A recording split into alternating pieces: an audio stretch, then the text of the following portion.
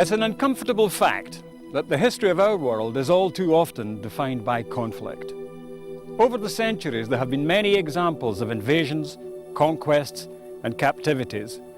Perhaps nowhere has this been more apparent than here in northern Israel. In the 8th century BC, it was the setting for one of the largest forced deportations ever recorded in human history.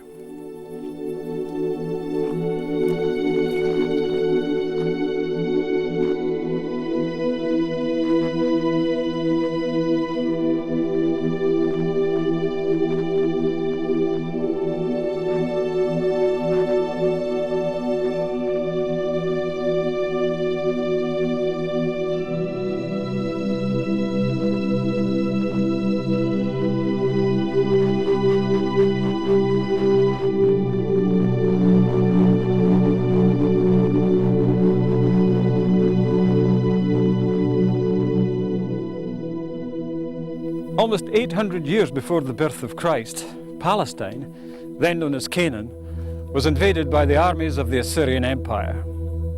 This led to the subjugation and deportation of virtually the entire Israelite population into Assyria. What happened next is the subject of our story. Following their deportation, this huge number of Israelites, taken captive by the Assyrians in the 8th century BC, became known to history as the lost tribes of Israel, not just because they lost their homeland, but also because they lost their Israelite identity. The subsequent decline of the Assyrian Empire enabled these lost tribes to begin their migrations, journeys that would take many of them out of Assyria westward into Asia Minor and Europe.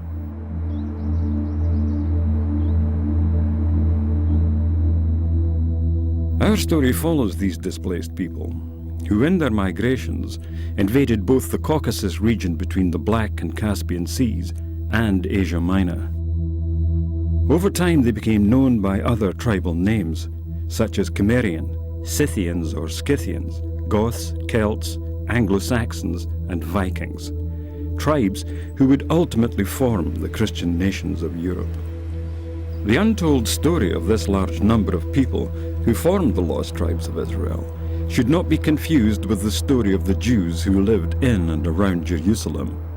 They were only known by that name some 100 years after the people of the northern tribes were deported into Assyria.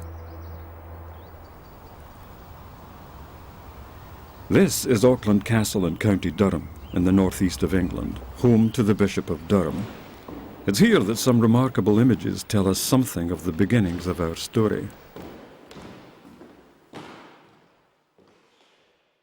These impressive figures were painted in the 17th century by the Spanish Baroque artist Francisco Zurbarán. They depict, in Spanish style, the biblical patriarch Jacob with his 12 sons, who gave their names to the 12 tribes of Israel. But how did these paintings, which represent characters from the Hebrew Old Testament, come to be here in a County Durham castle? Zurbarán, or Thurbarán, as some people call him, painted the pictures, the 12 tribes of Israel, and they were on their way to South America, and they were stolen by, as we believe it, British pirates on the high seas, and they then found their way back to Portugal, and at that point a British dealer bought them, and the Bishop of Durham at the time, Bishop Richard Trevor, had a particular reason to buy them. And he wanted to very much support what was sadly difficultly called the Jew Bill that was going through Parliament. And as an act of faith and an act of witness about this, he bought these Zurbarán paintings depicting the 12 tribes of Israel, and he hung them in this room, the long dining room. They tell us that the tribes of Israel, that the sons were important. They were part of our whole heritage. Christian people have a Bible which includes the Old Testament and the New Testament.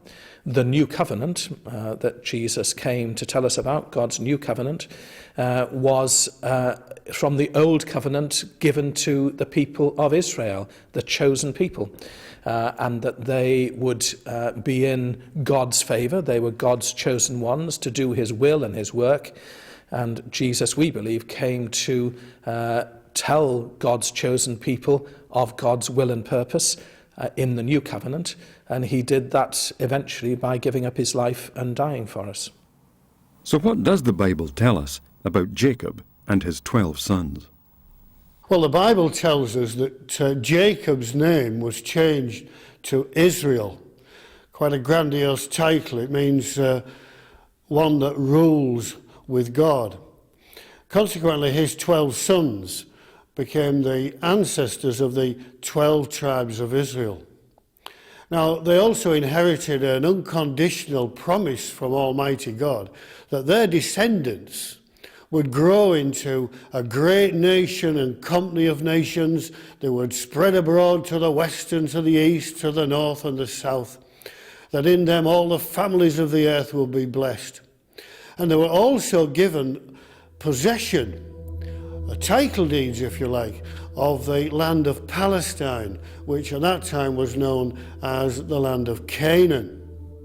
But the occupation of that land, that's the right to actually occupy it, was contingent upon them implementing in their national life the laws that were given to them by the prophet Moses. Now, each of the tribes inhabiting the land were given a portion of territory. And the territory was split between the tribes, each one except the tribe of Levi. The Levites were like the public servants of the time. They were teachers, they were scribes, they were priests, they were lawyers. Joseph's territory, however, was divided between his two sons, Ephraim and Manasseh. They were the birthright tribes. They were the ones to whom this great promise of being a great nation and a company of nations essentially applied. Now, in the course of time, the nation of Israel was divided into two distinct separate kingdoms: Israel in the north and Judah in the south. So distinctive was this separation that they each had separate monarchies, and from time to time they were at war with each other. Now, the occupation of the land, contingent upon them being obedient to the laws of God as given by Moses, they totally, miserably failed to achieve. And ultimately they were evicted from the land. They were deported into Assyria largely, and therefore they had to grow into this nation and company of nations outside of Palestine. Some of the coastal tribes, particularly Asher and Dan, along with the Phoenicians and the sea people, traded along the ancient sea routes, navigating way beyond the Mediterranean. Some of the tribe of Dan decided to move north. They only had a small parcel of land on the coast, and they were the second largest tribe. And so they captured a northern Canaanite city, and they enlarged it and named that region Dan, in memory of their forefather Dan. This is the archaeological site of Tel Dan in northern Israel. It was once a major commercial and religious center for the Israelite tribe of Dan, who occupied this region for hundreds of years. Along with the other tribes of Israel, they had settled in this promised land of Canaan. The city of Dan was one of the places where the people of the northern kingdom of Israel engaged in the idolatrous worship of the old Canaanite gods, while the people of the southern kingdom of Judah worshipped at Solomon's temple in Jerusalem. In the 8th century BC, the Assyrians attacked. The Assyrians were feared as the most warlike nation of the time, with an empire that stretched from the Iranian Zagros Mountains in the east to the Taurus Mountains of Turkey in the west. An empire that challenged even the Egyptians as the dominant force in the Middle East.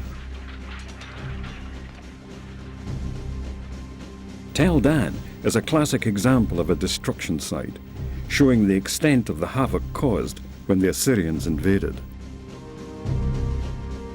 The northern kingdom of Israel succumbed to the onslaught, and following a series of attacks, the people were deported north from their homelands to the Assyrian territories south of the Caspian Sea. This huge number subsequently became lost to both biblical and secular history. They had lapsed into idolatry from the time of King Jeroboam. The Bible says, "And the king made 2 calves of gold, and he set one in Bethel, and the other put he in Dan."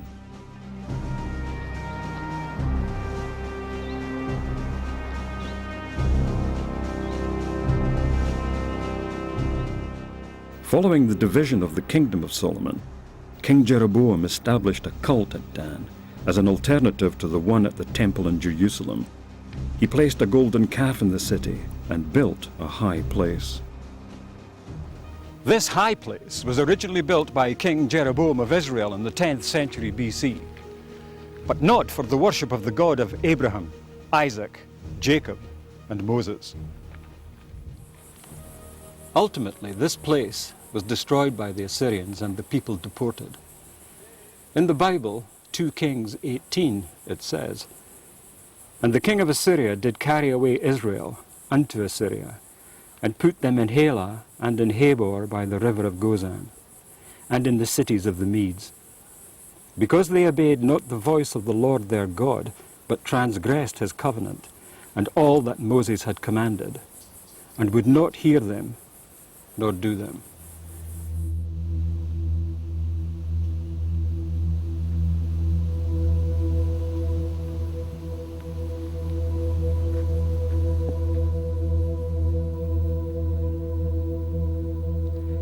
Tel Dan was only the beginning of a campaign that would leave Palestine devastated. To the south, the important commercial center of Hazor was also destroyed by the Assyrians in the 8th century BC. Tel Hazor is located in the Hula Valley at the foot of the Galilee Mountains.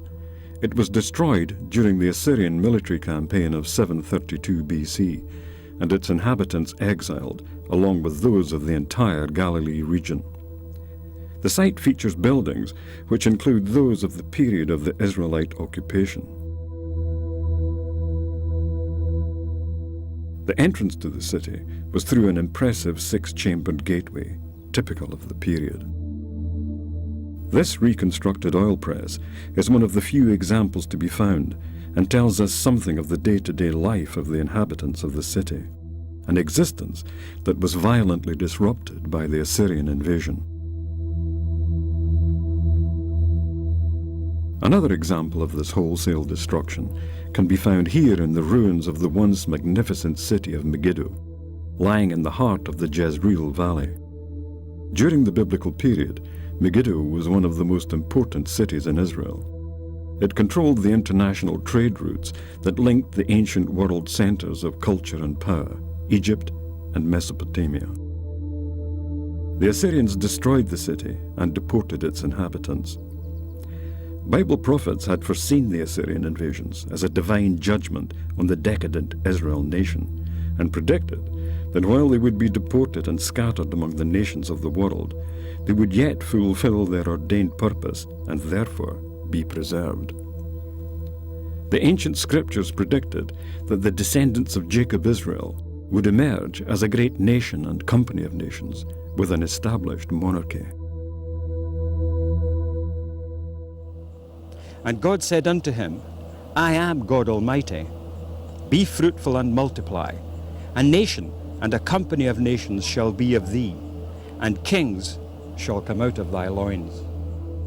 The prophet Amos described the fate of Israel as migrating amongst the nations of the world, but by no means annihilated.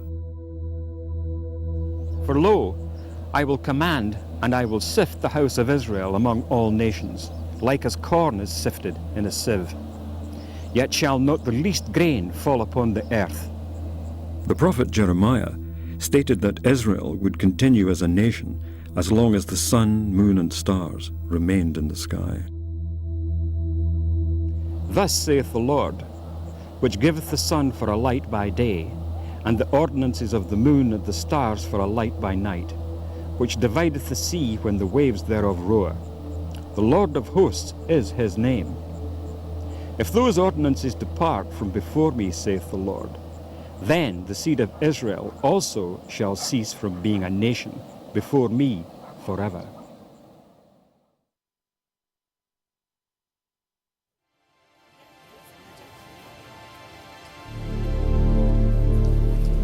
The British Museum in London holds many of the world's great archaeological treasures, including some which illustrate our story. The 19th century was a particularly fruitful time for the museum, as explorers and adventurers travelled the ancient world in search of the treasures that would help tell the story of human development. One of the sites of particular interest was the Assyrian capital, Nineveh. The British Museum holds one of the world's greatest collections of Assyrian art, providing a unique insight into the way they lived and died. This is the black obelisk of the Assyrian king Shalmaneser, found in 1852 by Austin Henry Layard in the mound at Nimrud in ancient Assyria.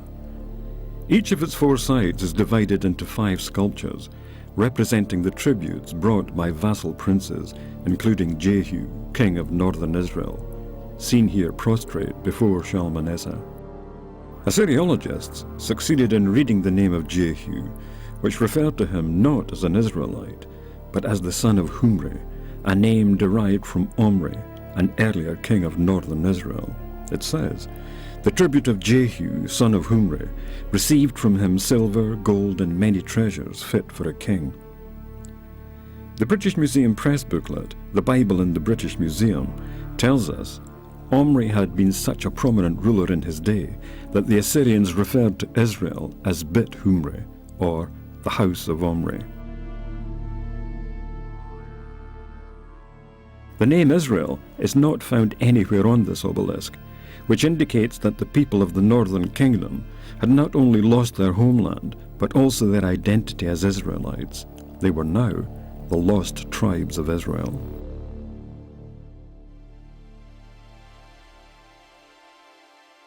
These images help tell the story of how, in the course of time, successive waves of Assyrian invaders systematically deported the people of the northern kingdom of Israel northeast across the Euphrates into Assyria. To make matters worse, not only did the Assyrians deport the people of the northern kingdom of Israel, but a later king, Sennacherib, decided to invade the southern kingdom of Judah, where, in a bitter and cruelly fought campaign, he captured many towns and cities.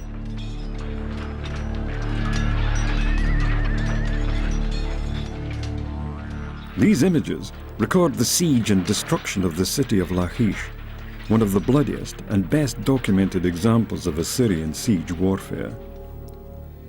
The captivity of Judah by Sennacherib is recorded on this clay prism in cuneiform script. It says, "I came up against him, and by force of arms, and by the might of my power, I took 46 of his strong fenced cities, and of the smaller towns which were scattered about, I took and plundered a countless number. And from these places I captured and carried off as spoil 200,150 people." The site of ancient Lachish is identified today as Tel al-Hassi, 16 miles east of Gaza in southern Israel. Here we can see what remains of this once great city. What happened here was typical of Sennacherib's campaign. The place reduced to rubble and the people rounded up and deported. Lachish was considered to be of great importance by Sennacherib as a strategic location vital to his plans in conquering Judah. This importance is highlighted by these carved reliefs, made to show the siege and battle that followed, and given pride of place in the central room of his new palace at Nineveh. They show the siege in great detail and how well developed the Assyrian war machine was. Here we see the ramp that was built to gain entry to the city, and the ranks of soldiers as they approach in ordered rows. The stone slingers and archers protected by infantry, while Sennacherib watched from this hilltop opposite. After the walls were breached, there was a pitched battle which ended in the city being set on fire. The governor was then made to kneel and surrender before Sennacherib. These acts of destruction and terror concluded the forced deportation of almost the entire population of the northern kingdom of Israel and much, if not most, of the southern kingdom of Judah. This huge number of captives never returned to their homeland.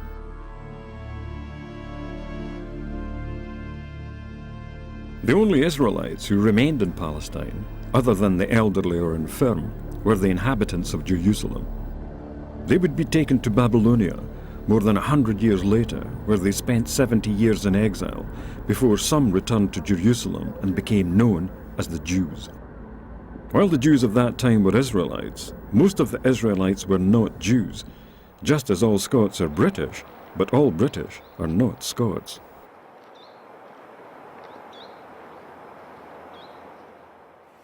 Centuries later, the Jewish historian Flavius Josephus, in his book, The Antiquities of the Jews, tells us something of the fate of the lost tribes, saying that they were beyond the Euphrates and were an immense multitude not to be estimated by numbers.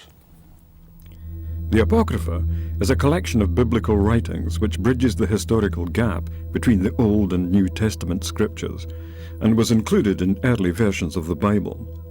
In the Apocrypha, the second book of Esdras, chapter 13, tells us that the lost tribes left Assyria and entered into the narrow passages of the river Euphrates, which rises in the highlands of Armenia, just south of Georgia, near the Black Sea.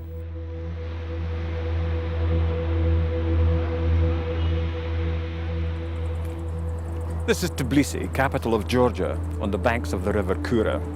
The Silk Road ran through here, giving the city great importance as a trading center.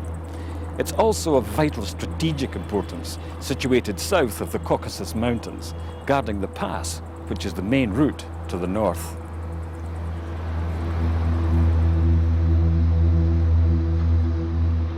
Tbilisi is an ancient city, which has seen many invaders come and go. For the people here, the story of the migrating tribes of Israel is one with which they have long been familiar. It's a common knowledge for people of Georgia to understand that Israeli tribes came some 26 centuries ago, and some of them went away, and some of them stayed here.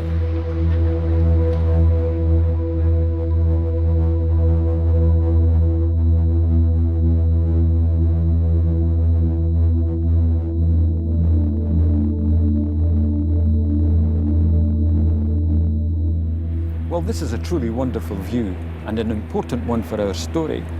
For it's here that the migrating tribes who travelled up the river Kura stopped at the village of Nusreta, where some of them stayed and set up home, while others continued their migration north through the pass.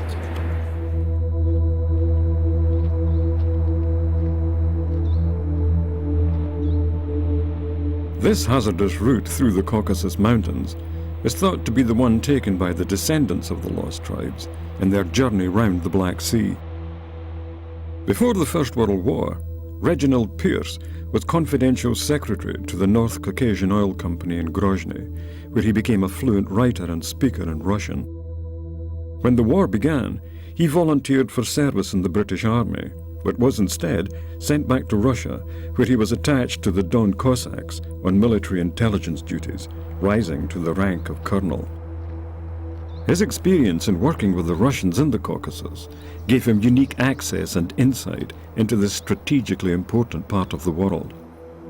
In 1937, he wrote an article which appeared in the National Message magazine, in which he said, "It has been my good fortune upon several occasions to travel through the Caucasus Mountains, taking the route of the Georgian Road. This is one of the two highways through the mountains from south to north, and is known in native legendary and song as the Pass of Israel."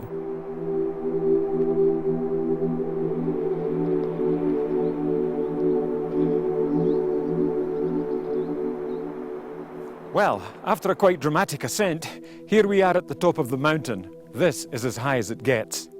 Down there is the Dariel Gorge.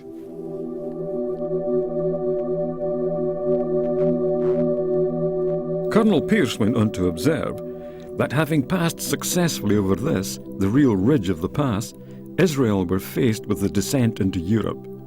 On the way down, they would leave behind them the mountain named Zion, a mountain which has always been known as such, and which has given its name to a village now situated in the pass.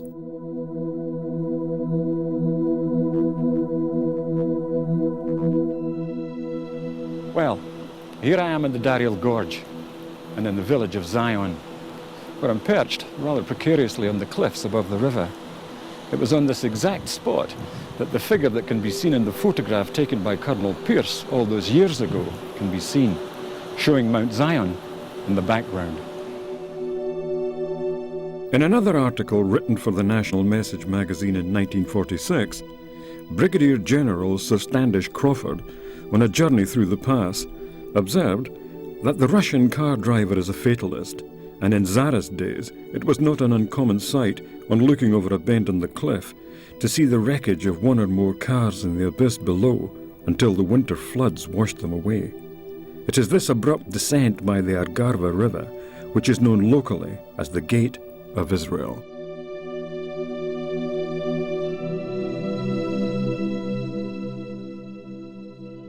The second book of Esdras also describes how the migration of the lost tribes continued for a further year and a half before settling on the fertile lands around the Black Sea, a region which acquired a name that became synonymous with wandering tribes, Scythia. Although numerous Scythian burials have been found in southern Russia, the earliest were found at Kalermes in the Caucasus and Sakis in what is now northwest Iran. This corresponds with evidence found in contemporary Syrian texts and is the same region to which the lost tribes of Israel were deported. The Jewish Encyclopedia outlines several theories as to the fate of the lost tribes, in particular that the identification of the Scythians with the lost tribes is because they appear in history at the same time and very nearly in the same place as the Israelites removed by Shalmaneser. And other people related to the Scythians were the Cimmerians, who have also been identified as descendants of Israel's lost tribes. The 5th century BC Greek historian Herodotus records how the Cimmerian people once occupied a region north of the Caucasus in what is now Ukraine and southern Russia. However, since archaeologists discovered the royal archives of Assyria and all the cuneiform inscriptions, we now know that the Cimmerians originated south of the Caucasus, in the very period and the very region where the northern kingdom of Israel were deported and lost from history.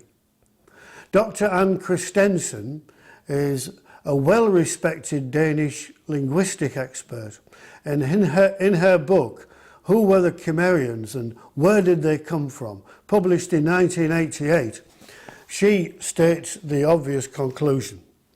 There is scarcely reason any longer to doubt the exciting and verily astonishing assertion propounded by the students of the 10 tribes, that the Israelites deported from Bethumri of the house of Omri, that is the Israelites, are identical with the Gimera or the Cimmerians of the Assyrian sources. Everything indicates that the Israelite deportees did not vanish from the picture, but that abroad and under new conditions they continued to leave their mark on history.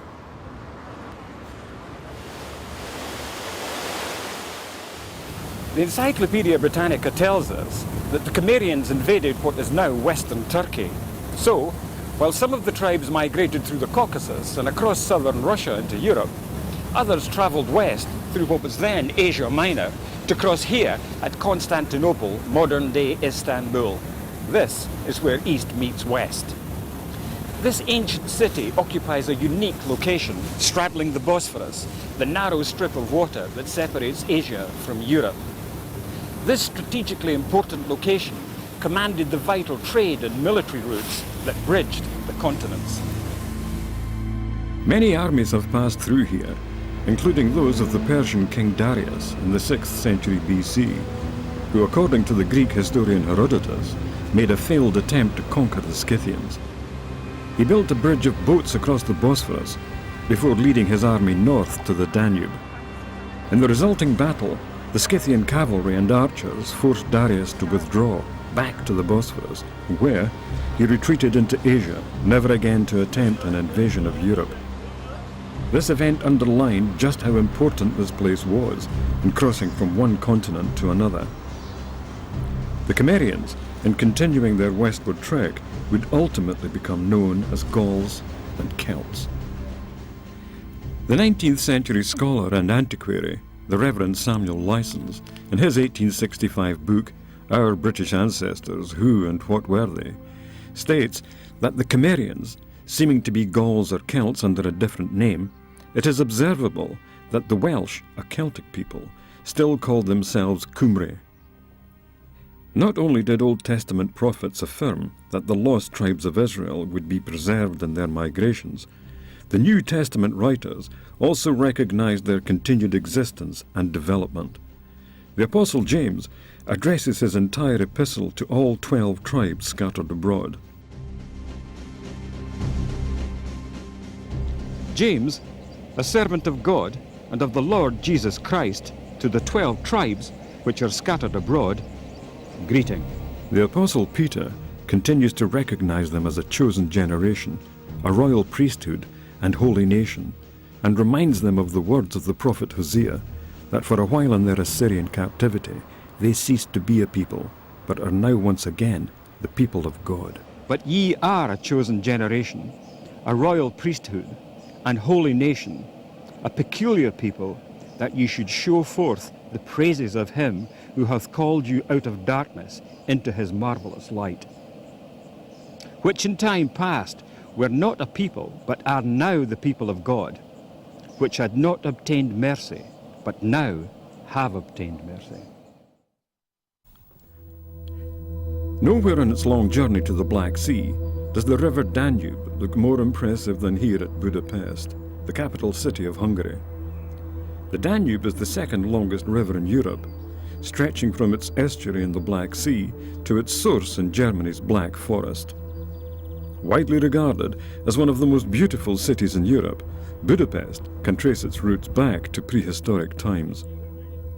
It's an intriguing thought, as some scholars have suggested, that the Israelite tribe of Dan incorporated their name into some of the geographical features they encountered on their travels. Starting with Tel Dan in Israel, and in the course of their migrations, the great rivers, the Dnieper, the Don, or even the Danube. Running through the heart of the continent, the Danube has provided a readily available route for armies and all manner of travelers over many centuries, including the lost tribes as they moved westward across the continent. Heroes Square bears testimony to Hungary's turbulent past, with the 7 mounted horsemen representing the chieftains of the Magyar tribes who founded the Hungarian people in the 9th century.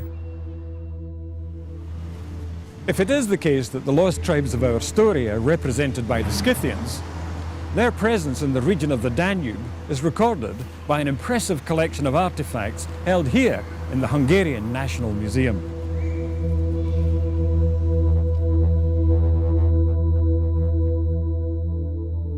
The Scythians built enormous burial mounds above their princes' graves and buried their dead with exquisite golden objects. Their precious metalwork was the zenith of nomadic art. This exhibition displays some of the most significant relics of Scythian art and culture and tells us something of the daily life of these people. The Scythians were renowned not only for their military prowess, but for their advanced culture and craftsmanship skills. They also developed organized communities and a sophisticated network of trading relationships, particularly with the aspiring Greek city-states. The Danube was to provide the artery that would take the Scythian tribes into the heart of Europe.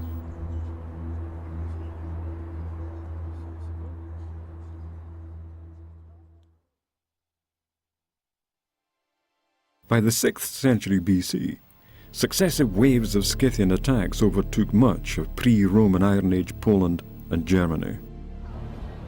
In the years since the end of the Cold War, what was East Berlin has undergone an extensive restoration program.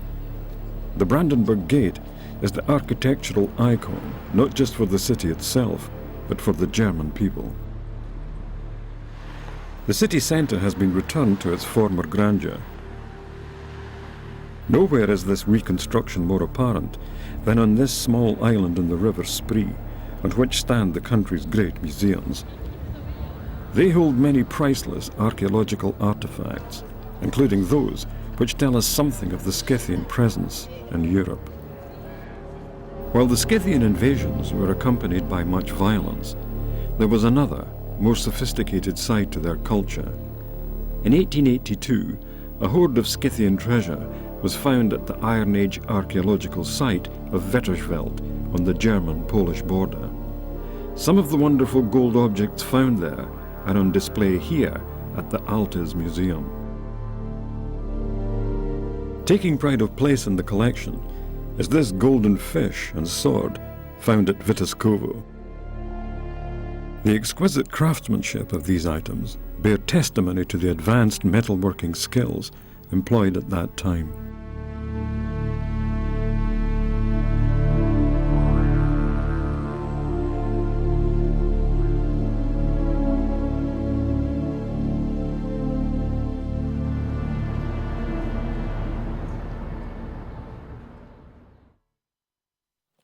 Historians claim that the Scythians were the ancestors of the Anglo-Saxons who invaded Britain after the Roman withdrawal. The historian Sharon Turner, in his History of the Anglo-Saxons, says, "The Anglo-Saxons, Lowland Scots, Normans, Danes, Norwegians, Swedes, Germans, Dutch, Belgians, Lombards, and Franks have all sprung from that great fountain of the human race, which we have distinguished by the terms Scythian, German, or Gothic." The Roman historian Tacitus and the geographer Ptolemy name the river Elbe in the lower half of the Jutland Peninsula as the places inhabited by the Angles and Saxons before they came to Britain.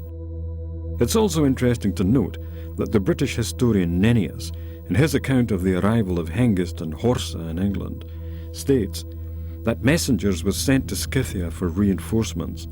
It is therefore possible to trace our Anglo-Saxon ancestors back not only to northern Europe, but to South Russia, and finally to Media, where the Israelites were placed in captivity. In AD 410, the Roman Emperor Honorius withdrew from Britain with his legions, leaving the country at the mercy of invaders from Western Europe. With the departure of the Romans from Britain in the 5th century AD, the door was left open for the coming of the Anglo-Saxons. One of the first places they landed was here on the east coast of England in what is now the county of Suffolk. Just a short distance from here is the archaeological site at Sutton Hoo, significant as one of the most important historical finds ever made in Britain.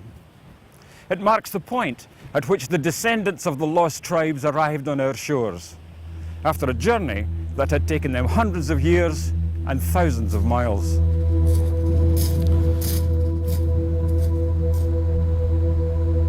The site at Sutton Hoo was first excavated in 1938, when the owner of the land, Mrs. Edith May Pretty, determined to find out what, if anything, lay beneath the ancient burial mounds just a short distance from her home. She employed Basil Brown, a Suffolk archaeologist, to undertake a dig on her land. In 1939, he opened 3 of the ancient mounds, and in the largest, discovered the remains of a 90-foot-long Anglo-Saxon burial ship.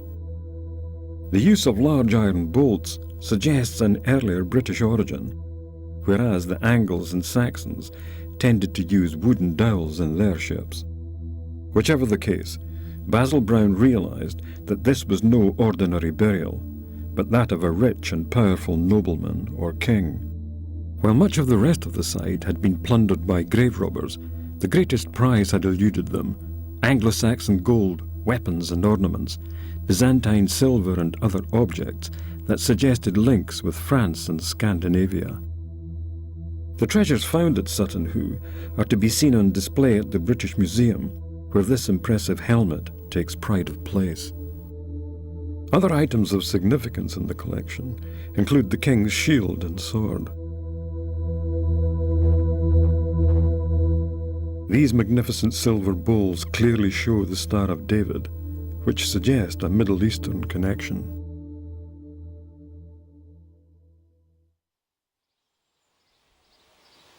Escombe Church in County Durham in the northeast of England is one of the oldest, most complete Saxon churches in Britain.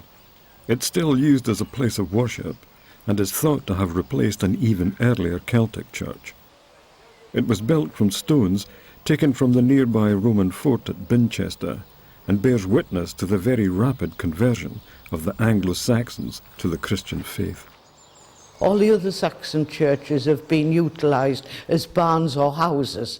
This one has remained practically the same, apart from having a few extra windows put in the 19th century. And it was very important because it was built on a pagan site. Churchyard is round. We've got a sundial on the outside wall, which is two pagan gods, the god of the world and the god of the sea, that were worshipped here before Christianity spread. The native British came to be made up not only of the Cimmerian Celts and Scythian Anglo-Saxons, but also Vikings and Normans. Anthropologists, such as E.A. Freeman of Trinity College, Oxford, in his Origin of the English Nation, describes the native Britons as a union of various tribes of the same stock, which passed over from the old Teutonic mainland to grow up as a new people. In this film, we've presented the case for the identity of the lost tribes of Israel and their migrations across Asia Minor and Europe from their captivity in Assyria. As predicted by biblical prophets, this brought them to the new promised lands in Europe. The promises made to their patriarch Jacob are also fulfilled, with further migrations west into America, east into Australasia, north into Canada, and south into Africa. These countries, with their common law, based upon the biblical commandments, have inherited in their heraldry symbols which were once the property of ancient Israel.